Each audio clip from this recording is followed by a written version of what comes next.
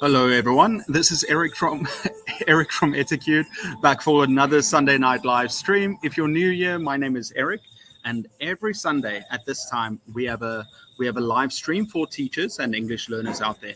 And tonight we have an amazing episode because we've got Christine from Speech Modification joining us, and she's going to be telling us and teaching us a lot of things about how to reduce accent and how to improve pronunciation, not just as English learners, but also as English teachers, how we can help our students. I'm going to give it a couple of minutes and wait for everyone to join before I introduce Christine, because I know it takes some time. By the way, guys, can everyone hear me? Can everyone see me? I know my webcam isn't very good at the moment. Just put your name in the comments down below. And we'll see who's there. And we've got Saida. Saida says hello.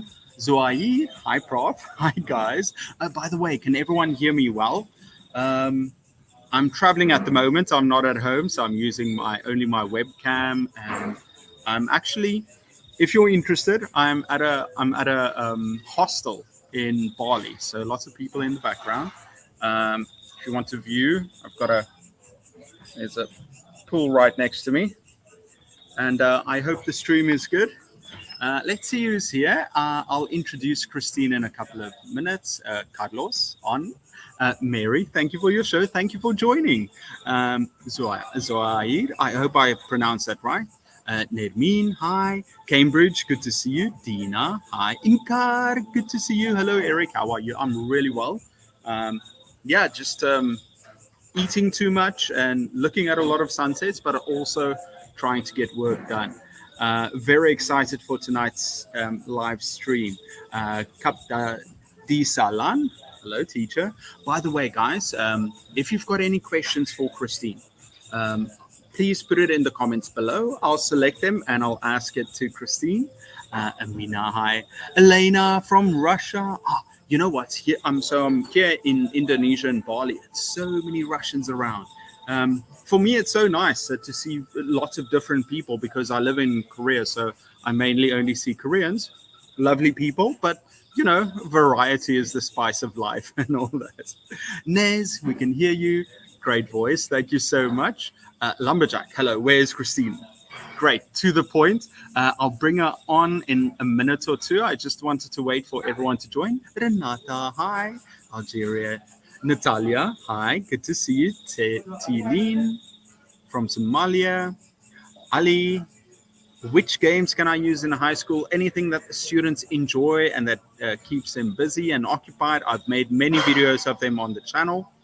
Marta, hello, fellow teachers. Hi, Eric. Where are you today? Like I said, I'm in Bali. I'm traveling around a little bit, but I'm also trying to work.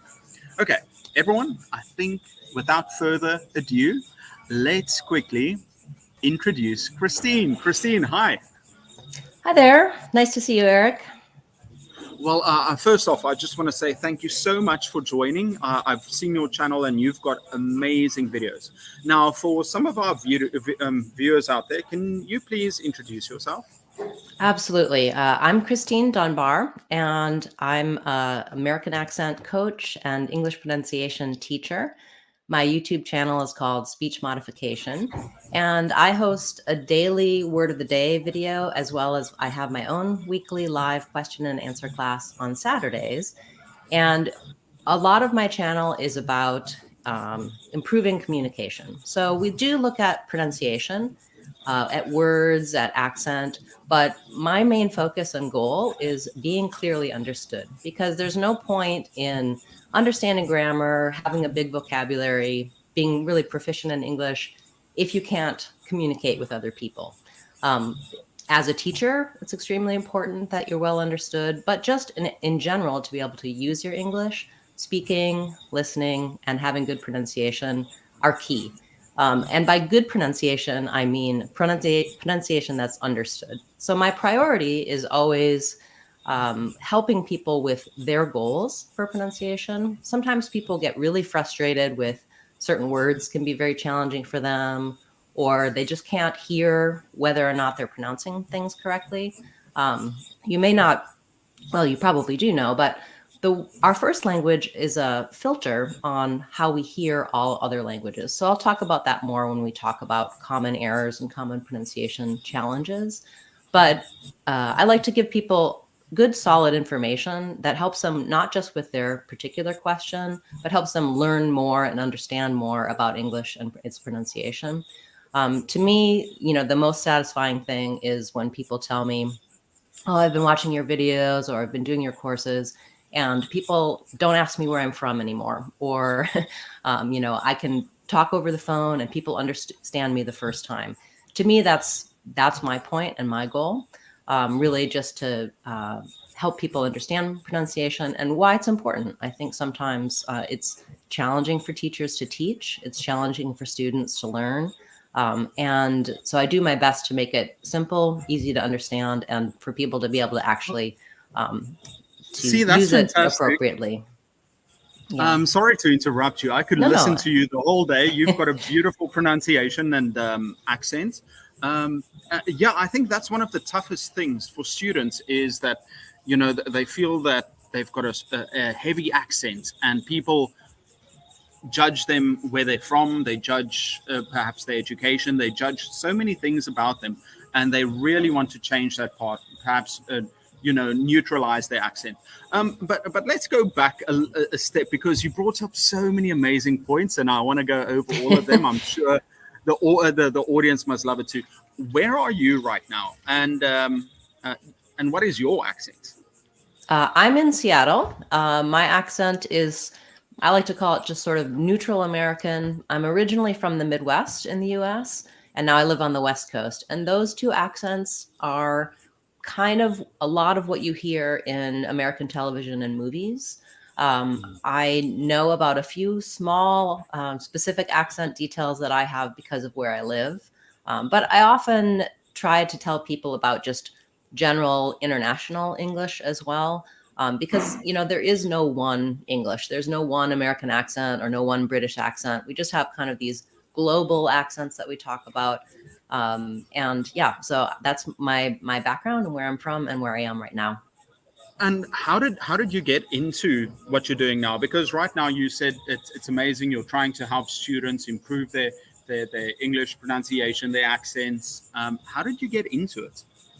Well, actually, I have a background in speech pathology. So I have a master's degree in speech and hearing science.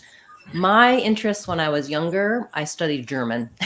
So I was interested in linguistics, German, French. I have always loved language and communication, but I also wanted a way to make that have some social value to help people. And so I went into teaching. I taught special education as a speech pathologist in the public schools, worked with kids. And I was lucky to work with kids from all around the world as well. So English language learners in a specialized focus with speech pathology. But I kind of gradually decided I wanted to move into working with adults, but not in a traditional medical sense for speech pathology. So speech pathologists help people with language and communication, sometimes with brain injury, etc. Tying in my interest in linguistics and language, I started doing accent coaching and teaching. Yeah. And then it developed into my YouTube channel as well, my online courses. So it's just following my own passion that brought me here. It just reminded me of that movie, The King's Speech. It's Yes. similar to that, isn't it? Mm-hmm. So the king worked with a speech pathologist. Speech pathology started because of stuttering. So it became a science where we began to study communication and disorders of communication. Now my focus is much more on, you don't have to have a disorder. There's nothing pathological about an accent. It's really more about again, looking at it through a communication lens, not just correct or incorrect pronunciation, but were you understood or weren't you understood? Well, okay. Well, before we get to some tips and some ideas, what is the value? Why do you think students, it's valuable for students to neutralize their accents or perhaps focus on a certain accent, be it American or British? Why is it valuable to Well, neutralize? so I'm not, I'm not endorsing one accent over another. My sense and my feeling is that a lot of times um, in the classroom, you can become very proficient in English in terms of listening, reading, but it's typically the speaking and the understanding, real life communication, where students find challenges. And if you begin to work on pronunciation and basically what I call real talk, how do people really sound versus the words on the page, you're going to be more effective in using your English. Most people are learning English. I mean, kids are learning maybe because they have to, but they're going to be using that for learning. They're going to be using that for connecting with people, for professional work. And if your accent is strong or your pronunciation is poor and people can understand you, they aren't it's going to affect your choices in life. So I don't think you have to have any one particular accent. I think you just have to be well understood for Yeah, the purposes that you have. So many of my clients here in the US are working on a US accent because if they're going to a job interview and yeah. they can see the listener going, their face is showing that they're not being understood, or even if your accent is a distraction, people aren't listening to the content of what you're saying. So you want to be able to get your message across and people hear your content rather than being focused on how you sound, pronunciation differences.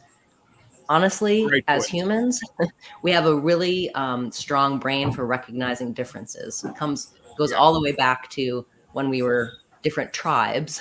Someone who sounded different from you was dangerous. Now that's not true anymore, and Mm. people are communicating all around the world. It's wonderful, but there's part of the human brain that still goes, I don't know exactly what's happening there, and they get distracted by the accent. So that's why many of my clients and students work on accent. But I also really focus just on communication and pronunciation for being clear. So it's not always about accent. Well, I'm going to get to that in a second because, yeah, it's so true. You want to be understood. You want people to focus on the message and not just the messenger that it's different. So that's why you want to be clear and understood. I remember a couple of years ago, we were supposed to be watching a couple of students do presentations. And there was this one student he spent some time in Canada. So he came back, he had a lovely Canadian accent. Whereas the other student I felt was way better, was prepared, used better vocabulary, but had an accent. And then Hmm. the other professors were just so amazed with the student who spent a couple of months improving their accent and gave them better grades or better score. And I just felt, well, obviously that's unfair and that's biased, but Right. that's the way people are. Now, a couple of years ago, I think 2 years ago, there was a big thing between English teachers, especially online on YouTube, whether Hmm. it's necessary to change your accent. Because one big YouTuber came out and said, you know, it's you need to change your accent to sound better. And other teachers came out and said, no, you know what, it doesn't matter. What is your view on it? Do you know what I'm talking about? That Yes, I it do. happened. Yeah. Yeah. And honestly, my view is it doesn't matter, except it does matter. So, to me, as I've said many times, I think the most important thing is that people can understand you. But I Mm. can't tell you how many hundreds, maybe thousands of people have told me, in the US, here I am, I'm from another country. As soon as I meet somebody, I can't say one or two sentences without them saying to me, "Where are you from?" And here in the US, we're just kind of like, oh, oh, interesting. Where are you from? We see that as something friendly. And the people tell me, they see that as, oh, what did I do wrong? I've already made a mistake. It's frankly kind of racist, but Americans don't realize that they're doing that. Mm. So in a perfect world, your accent wouldn't matter. And in many cases, it's really about your confidence, how well you can communicate, how well you can be understood. Some people, it doesn't matter to them. I mean, we can look at Hollywood, we can look at newscasters, we can look at many famous people who speak with an accent, who are well understood, well respected. and it hasn't inhibited their career and their world. But then there's also many people who see themselves plateauing at a certain level professionally. So there's different reasons that people come to accent. I think that it's something that should be available to everyone.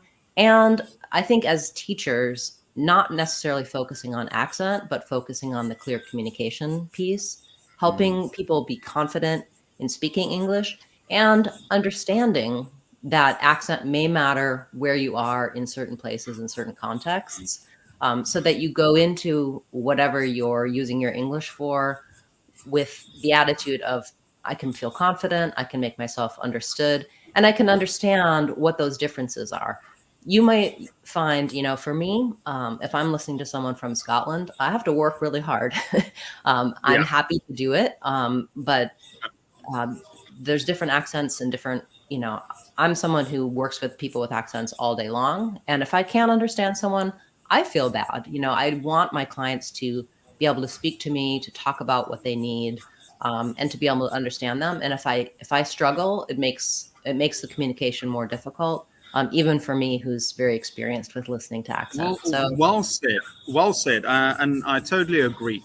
Now, I think it must be difficult, because people all come from all over the world. So by region, there are certain things that are more apparent in Russia than might be in France or in the Middle East or in Mexico. So, absolutely. what are some if I'm an English learner, what Mhm. are some general tips that you perhaps could give me to improve to neutralize my accent, or perhaps to gain a bit more of an American accent? Do you have any tips for general tips? Yes, absolutely. So even though there's going to be different specifics depending on what your native language is, there are a lot of generalities that cut across all languages in terms of English. So one thing I would highly recommend is learn what are the typical accent error patterns based on your native language. Because when we learn our first language, we learn a sound system that goes with that language. So you may have sounds that are in English that aren't in your native language. Commonly, the TH sound gives people challenges, words like that, breathe, think, thin. Um, that won't necessarily matter if you aren't making a perfect TH sound, but being able to understand where those differences happen. The way sound is used may be different in your language. So you may have the same sound in your language, but it never comes at the end of the word, for example. In that case, you're going to maybe leave that off when you're speaking English. So looking at understanding the sounds in your own language first, and then where they translate easily and neatly into English and where they don't, that's going to give you a starting place for here's the places where you may have challenges when it comes to pronouncing English. That is actually something that I provide. I have resources on my website, speechmodification.com, for every native language. Not every, because there's hundreds of languages, very small The languages, but I have, majority. Yeah. yes, the majority of common languages. And also for those of you who have a language that's not listed there, I have what are the majority, the most common sound patterns that to watch out for. So that's one big area. My accent or my native language is going to work like a filter when I'm listening to and when I'm speaking English. And that listening piece is really important as well, because when I can recognize that I'm not going to hear, for example, let's look at the vowels of the words live and leave. For some people, they're going to hear those two vowels as the same because their language doesn't have the I sound like in live. So as you're listening, you may just hear something closer to E for words that have I. Once you can recognize that and have it pointed out, you can actually change the filter of the sound system in your brain, adapt and expand to include more of the English sounds. So listening is very important when it comes to pronunciation. And then one other big global area I would say is the challenge of spelling versus pronunciation. Because as we know, as English learners, English teachers, English spelling is not very friendly or very helpful when it comes to knowing how to pronounce something. We only have 5 letters, or maybe 6 if you count Y, to spell vowel sounds, but we have 15 vowel sounds in English. And not only that, the sounds are not spelled the same way each time. So I can look at letter A, it can be 6 different sounds. I can be trying to say the sound of vowel schwa, and it can be spelled with all of the different letters. So once you recognize as well, you're going to have biases based on spelling. For example, when many people see the letter A, they're going to think of the ah sound, because in a lot of languages, A says ah. In English, A doesn't say ah very often. It does in words like father and pasta, but most of the time it says ah, like in last and hat. And so once you start to be able to translate what the written letters are, and then also learn some of the basic patterns for spelling, those things all have a big influence on Does it pronunciation take as well practice? as Does accent. it? Sorry to interrupt you, but No, no, no. let's say you do students need to practice and repeat and just repeat these patterns that we find Yeah, or that they so find? yeah, definitely. So I think the first part is understanding, having a Mm, knowledge of what's going to affect your speech. And then the next part is developing both your ear to be able to monitor it yourself, hear how you're pronouncing. And then, yes, when we're talking, so a lot of times if you're looking at a particular word, you're hearing it, you're listening it, once you become more aware of what the sounds of English are, you can say that word correctly. But then you might find when you're going to talk to someone, it still comes out the old way, right? We aren't, as we're talking along, we can't be thinking, oh, there's a TH coming up, or, oh, the A in that word is going to say the ah sound. No, we have to think about what to say, the grammar, the content. So we mm, rely on motor patterns for speech, right? When I go to mm. talk, my mouth just executes. My brain says Right. sends the signal. I can't be thinking, put your tongue here while you're talking, Christine. No, I'm thinking about Uh, how I'm going to respond to your question. And so the practice piece is about developing a new motor habit and practicing in a way where you can go and confidently know my mouth is going to cooperate with what my yeah. brain knows about how to pronounce that word. Yes, so Wow, practice is really key. that's great. Um, one of something I noticed. So the first thing is understanding, and I think as teachers, it's so important where you're teaching, who your students are. So for me, for example, when I'm teaching in Korea, I know some of the common errors that Koreans Hmm. make. For Right. example, Konglish words that they have, they would say because of how they spell it out in Korean, restaurant, and Yeah. so they would commonly say restaurant, or they would say genre because of the way that Korean works, the Hangul. And then explaining it to my students, I think, so that they understand it is so important, so that they understand, okay, well, this is how it is. And then it's also the matter of helping them practice improving that, so they understand what it is and now they practice, and hopefully they can improve those motor skills to do that naturally, right? Yes, Okay. exactly. And to recognize, for them, for example, the difference between the and the sound, where their tongue is. I think having that physical feedback as well, and as a teacher, getting them to experience that motorically, it really is about, and feel comfortable with it too. I think there's another piece for both pronunciation and intonation, the rhythm and the pitch patterns of speech, that some things are challenging to execute motorically. Other things we just don't feel comfortable because they're not part of how we learn to speak. So, there's some cultures where it's really not very appropriate to open your mouth very much, or you don't want to be able to see your tongue or your teeth. I can't say Mm, the word teeth without you seeing my teeth and my tongue. uh, And so getting kind of into that comfort zone for all the different aspects of pronouncing a foreign language. I often tell people, okay, if it feels a little foreign to you, you're on, right? It is a foreign uh, language, right? So, and I have the same thing. If I try to speak French or if I speak German, mm, I can hear when I have an accent. Sometimes uh, I'm just a little bit uncomfortable really imitating and really using that pattern that I know comes from the native language, because I feel like, oh, it's going to sound fake. But I always assure people, oh, I'll let you know if it sounds fake. But really, if it feels a little bit unusual or foreign to you, you may mm. be on the right track. Almost like overacting.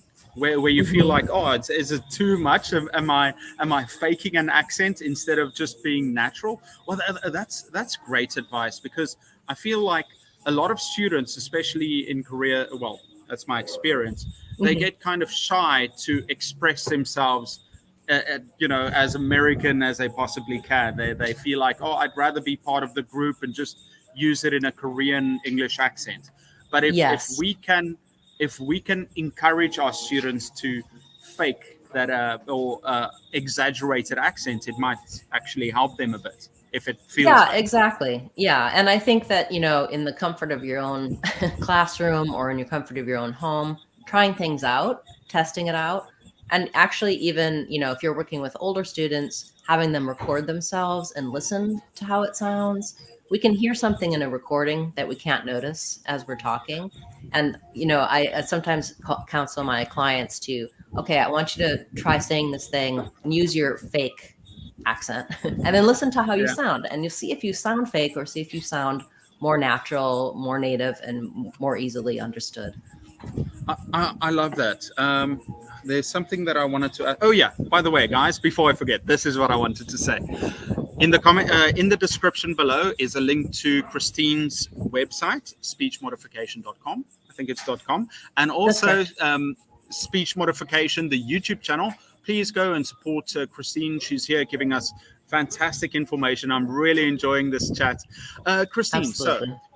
I think the majority of English teachers, we've got to think about how can we improve our students' speaking, writing, grammar, and a lot Hmm. of us, we haven't studied speech pathology. We don't know about what skills or how to improve to reduce our students' accent.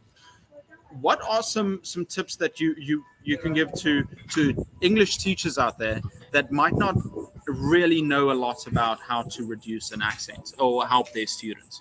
Yeah. So, what I would say is, first of all, don't be afraid of teaching pronunciation, and don't ignore it. I think coming to pronunciation and layering it in as you're doing your other teaching, it actually folds very naturally into a lot of teaching. If you're teaching spelling, for example, or if you're teaching grammar, there's pronunciation patterns that go along with that. So, like you mentioned, knowing what your students struggle with in terms of pronunciation, and if you aren't certain, you just know, okay, they speak with this accent or they're not quite there. You can look at what are the patterns typical for different languages. You can also just look at students all around the world are going to struggle with vowel sounds and spelling. So if you're teaching spelling and you're looking at patterns of words, have some anchor points that your students can rely on. And, many teachers of English are not native English speakers themselves. So look at where your accent patterns may affect your teaching. You don't necessarily need to have any sort of perfect accent when you're teaching. Just being able to acknowledge, okay, having resources for, let's check how this word is pronounced, and having a clear system for students. I really like using what I call anchor words for spelling and for pronunciation, so that you have something you can kind of trust that you're saying correctly, that you can compare to. If you're looking at a new Ah, word, you're not sure what that vowel is. So there are a lot of different systems, but one thing that I like to use is, I teach the IPA symbols, um, together with colors. So, for example, if we're looking at the sound, um, of E, I will teach that this is the symbol you'll see in the dictionary for E, and I always model using the dictionary, and um, showing how to look things up. So, acknowledging, oh, I'm not sure about that. Let's check. I really like to have resources available and teach and model. I don't know everything as a teacher. I have to look things up as well. Um, and if I have the E vowel, I've taught them that that vowel is represented by green tea. Here's the symbol. It's often spelled with EE or EA or letter E. And then we also have the I vowel. I was talking about this before. We're looking at words like leave and live. I call the I vowel the pink pig vowel, again, typically spelled with letter I, so representing that. Then when I go to look at these challenging pairs, like leave or live, or let's take the word been, right? We have in American English, I've been is the same as the garbage bin. Other Englishes, this is more of bean. Then I can say, okay, students, we have this challenging word that in American English has the green T spelling, but it's an exception. It has the pink pig sound, the same, that these two are the same. Or if I'm teaching somewhere where more British English style is the norm, then I'm going to be saying, okay, these two are the same, bean and bean. EE and EA both say the green T vowel. I also really like to teach about placement so that I can feel in my mouth and hear in my ear what's happening there. The important piece, though, is not necessarily following that system, but to have a clear system as you're teaching so that you're consistent and using things like inventive spelling, where I'm going to show, for example, looking at common errors again, I'm going to show that I have the word say is going to have the A gray day vowel, but the word said is going to have the eh red tent vowel, that I can help people understand that, okay, typically AI is going to say the A sound, but there's exceptions. And in common words like said, it's going to help me to think of read and said the same way. And children, if they learn from hearing before they learn reading and writing, they're going to write down the word said like that at first. And we encourage 100%. that here in the US, saying, okay, you hear that it's the eh sound. We call that inventive spelling. So in the US, kids have to learn, okay, this one doesn't follow the rules, so you need to write it this way, even though that doesn't make a lot of sense. It's vice versa for people who learned how to read the word said, but they may say said because they're following the rules and spelling conventions. So I lost track of what the question was. But No. Listen. It's not often that I just let someone continue talking, but I'm really enjoying this, and I think by the lack of questions from the audience, many people might think it's a bad thing. It's not. It's because everybody's paying attention. Now, I think the main thing is that I like the idea of anchor words, so like you said, there are so many different words out there, but if we have some words that we can return to, so maybe in your classroom, if some teachers go out there and they check out some of your courses on speech modification, they find some of the important words, write it down, teach your students these anchor words that they can always go back to, and then put them around the class so that they're surrounded by it, and that can help. And then you also said that some of these words that they can practice the motor skills. That's also really useful. Now, some of your most popular videos on your channel is all about how certain words are pronounced. The American pronunciation of almond, so I want to hear some. What are some commonly mispronounced words or difficult to pronounce words that a lot of English learners struggle with? Sure. So definitely, it depends on the patterns, but I would say a lot of words that have the letters TH or the letters R or combinations thereof can be really challenging. Some of those words are popular because native speakers of English struggle with them as well. And something like almond, it's not hard to say necessarily, but there's a big debate, right? Or a big question. Do we say that L sound? We say almond. There's just many ways that it is actually correctly pronounced in English. So I would say looking at the way a word is spelled. Often if the way a word is spelled doesn't really match the sounds in the word, then people will find that challenging. For example, if I look at words with R and W, these can be challenging sounds for people just based on language and pronunciation.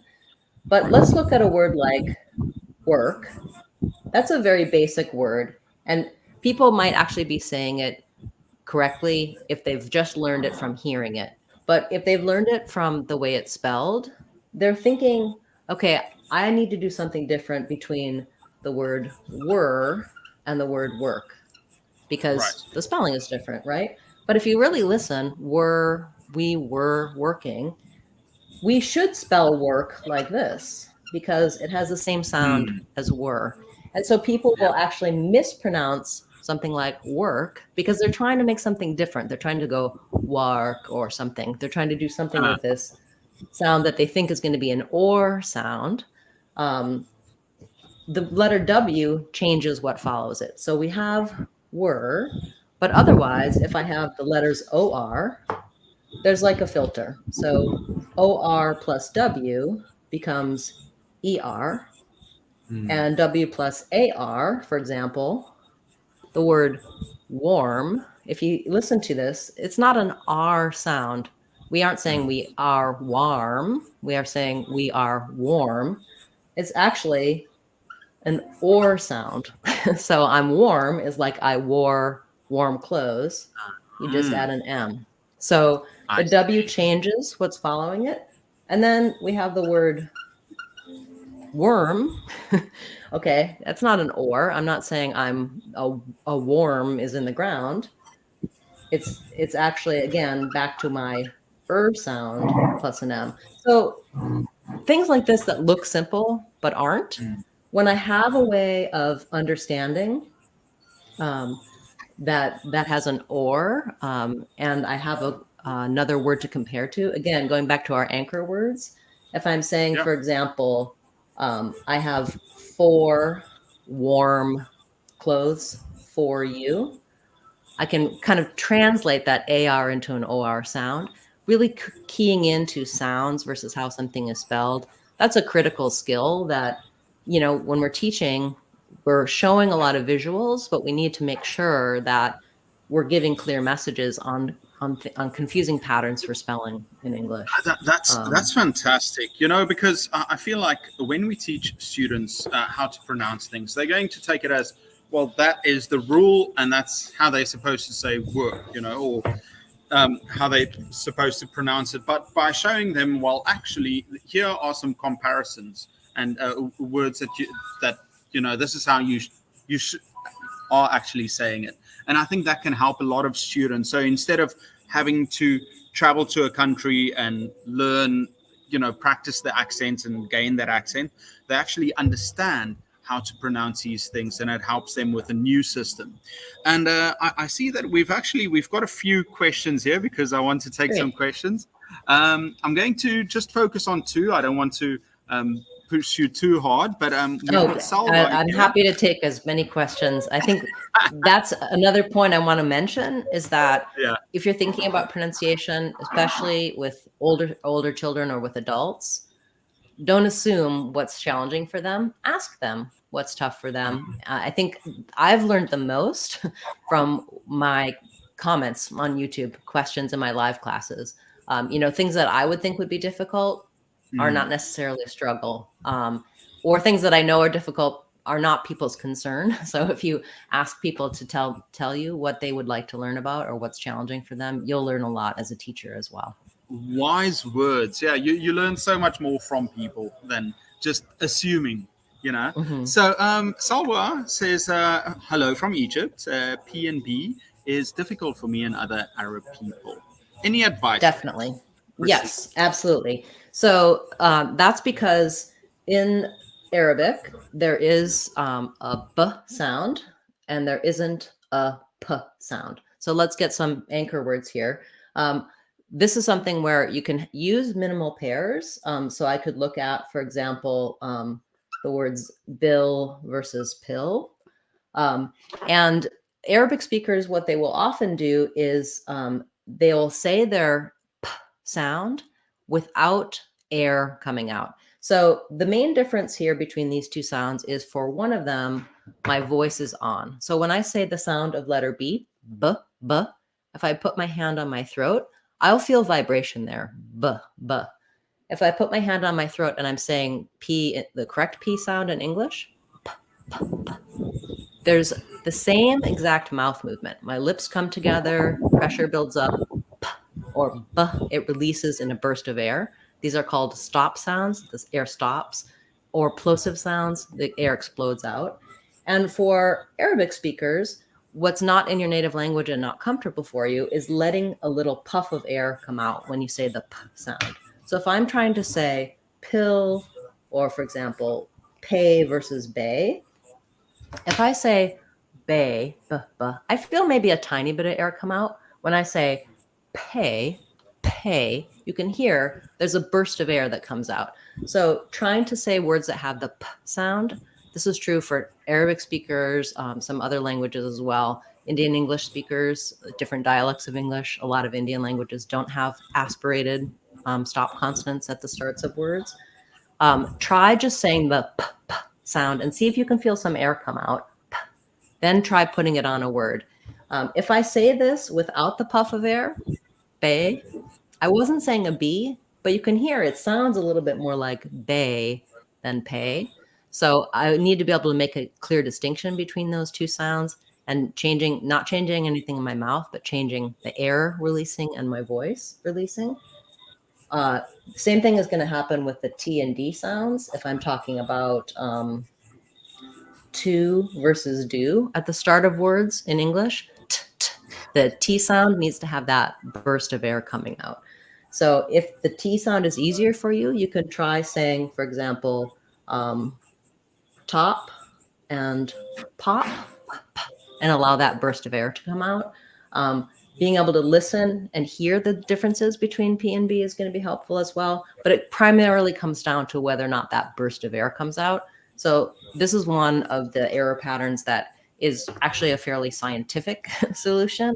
And it's not necessarily going to feel comfortable at first. One of the things that I do on my channel and on my resources is I really focus on lots of everyday words.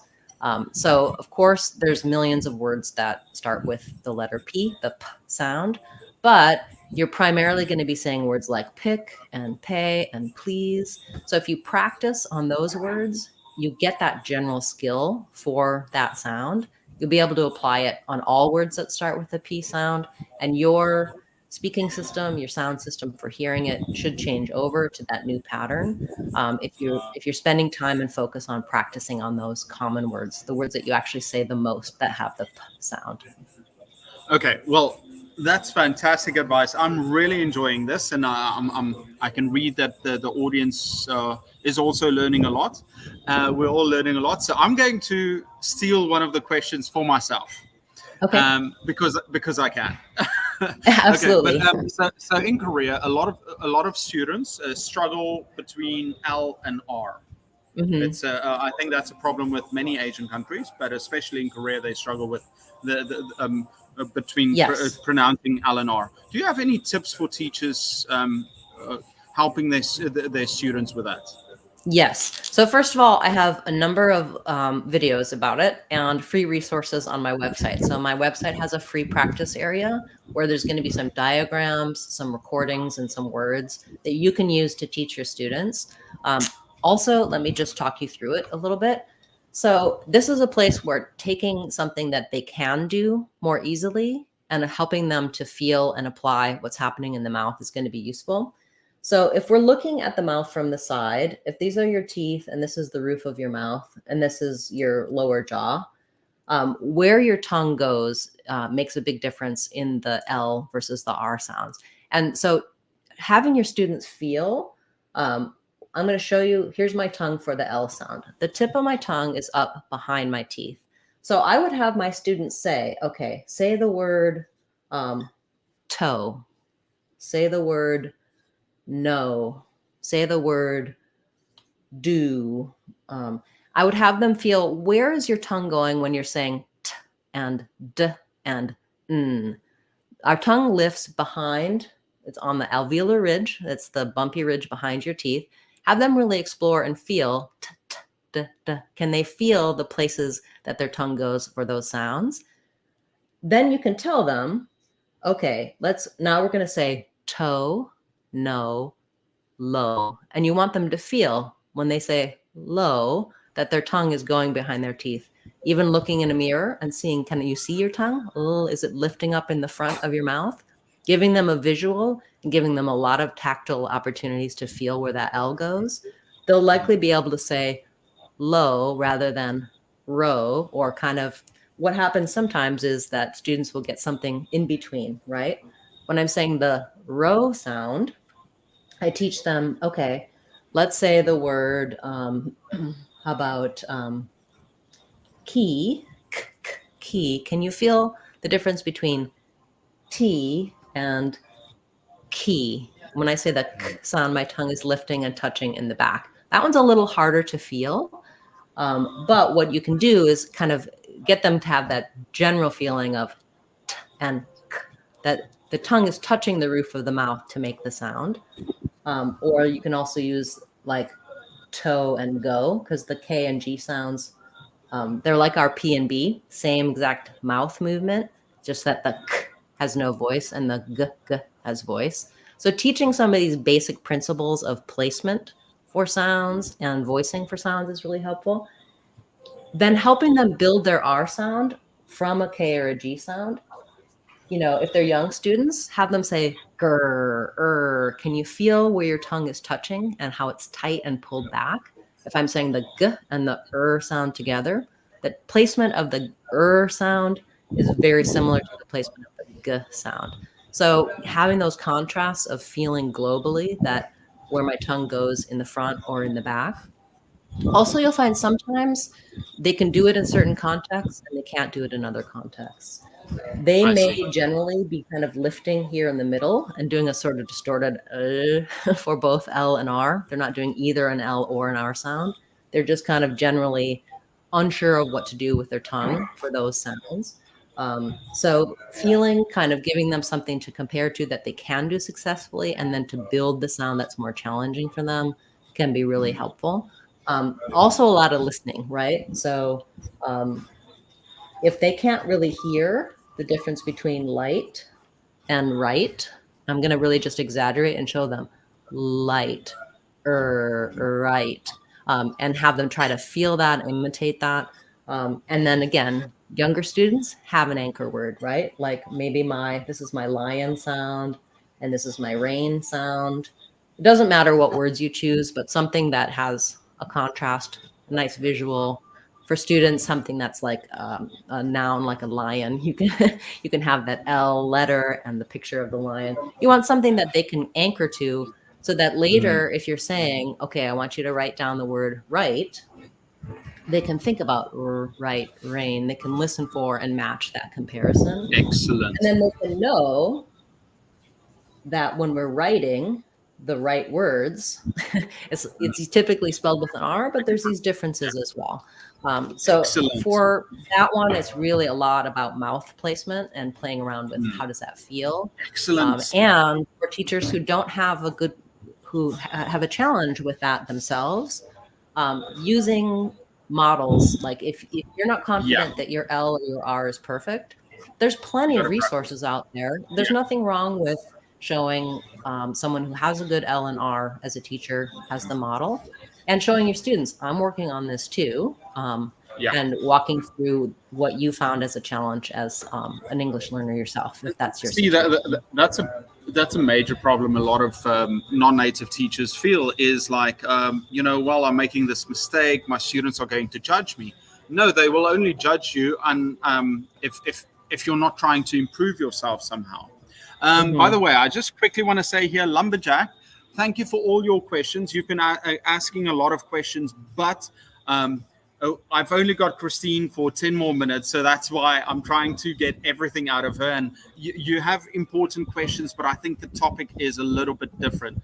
So I'm going to go up. So Lumberjack, that's why I didn't take a lot of time. So, for example, sound the same, clothes and clothes. Yeah, I think they definitely do. But I want to go on to another question I saw, which is okay, the word caramel or caramel is pronounced completely different.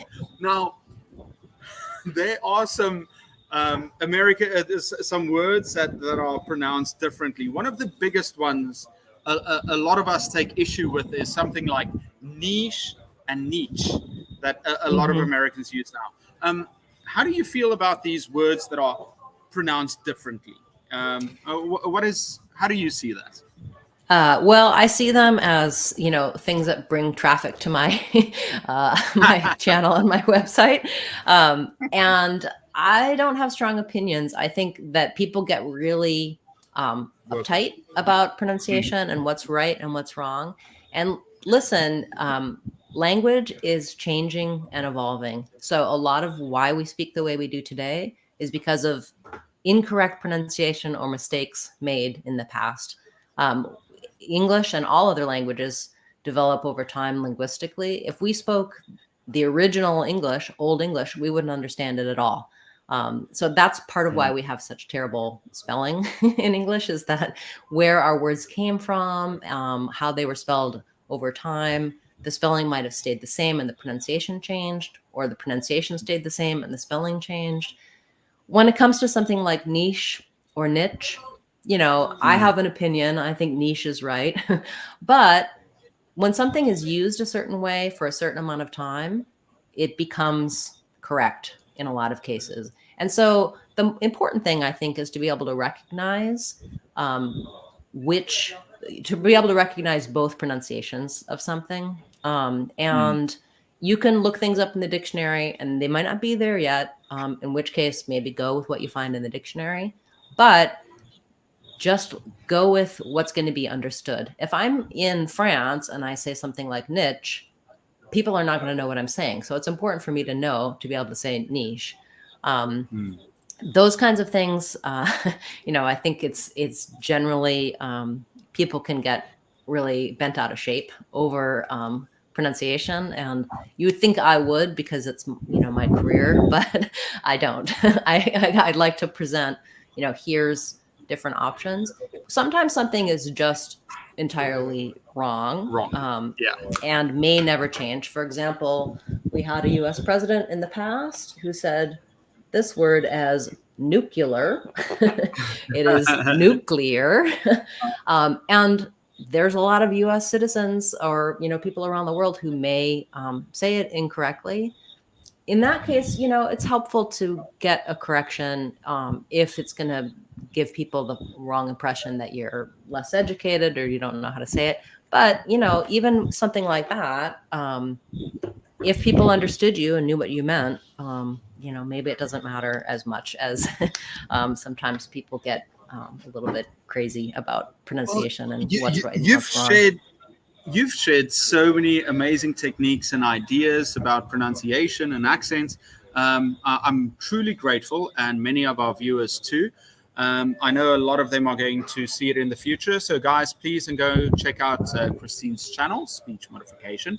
Now, I think the final question I'm going to give you about this is actually, I don't think it has too much to do with accent, but Mhm. every single English learner struggles with this sometimes. It's Nerman, and he says, I understand English very well, but I fail when speaking it with others. How do I deal with that? Now, this might not be about accent, but do you have any advice you've been giving? You've been on a streak, so I would like to ask you this question again, Yeah, Christine. absolutely. So I think, there's many reasons we might feel that we're failing when we're speaking with others. Usually, it's we haven't had enough opportunities to work on speech and to communicate. And I, talk to a lot of people who are around the world, and they don't have a partner to practice their English with. So I think the more you're actually using English, and having to make yourself speak, go through that process of taking what you understand and taking what you can write down, but maybe you can't say yet, and saying it out loud, even if it's not to a real live person. Oftentimes, I tell people, do a lot of practice just talking about everyday things, talking out loud to yourself.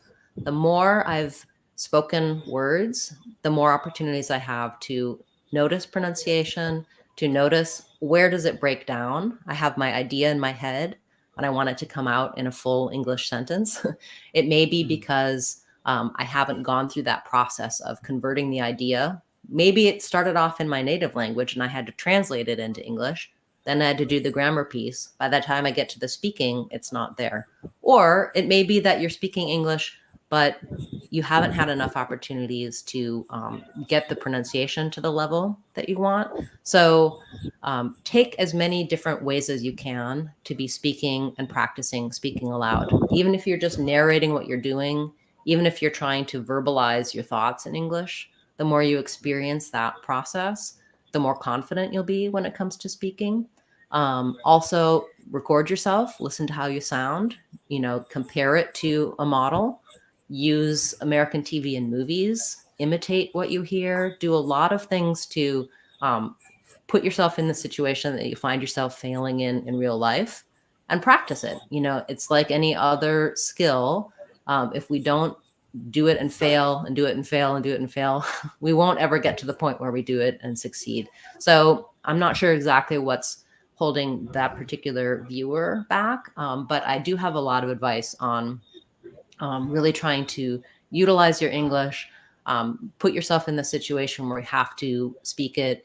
When you're faced with those challenges, you'll go through the process of being able to improve the speaking piece as well. It's true that our understanding is always going to exceed our use of language, and our listening is always going to exceed our speaking skills. So keep working on your reading. It'll help your writing and speaking. Keep working on your listening. It'll help your speaking. Those things are interrelated, and it's very normal to have better listening skills than speaking skills.